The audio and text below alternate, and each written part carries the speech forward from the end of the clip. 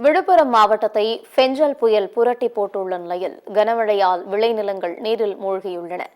இந்நிலையில் பிடாகத்தின் ஜானகிபுரத்தில் 200க்கும் மேற்பட்ட ஏக்கர் நெற்பயிர்கள் சேதமடைந்துள்ளன.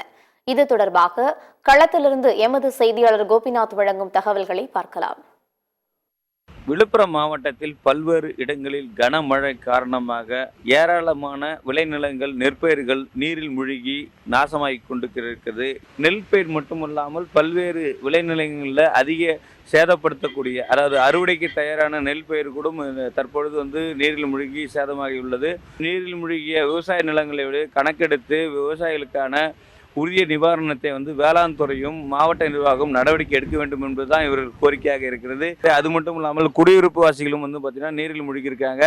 சுற்று வட்டார பகுதி முழுவதும் பல்வேறு இடங்களில் அமைச்சர்கள், துணை முதலமைச்சர்கள் ஆய்வு மேற்கொண்டாலும் இது போன்ற இடங்களை கண்டறிந்து உடனடியாக அவங்களுக்கு உரிய நிவாரணம் வழங்க வேண்டும் என்பது தான் இவரின் கோரிக்கையாக இருக்குது. சத்தியம் செயலுக்காக விழுப்புரத்திலிருந்து கோபிநாத்.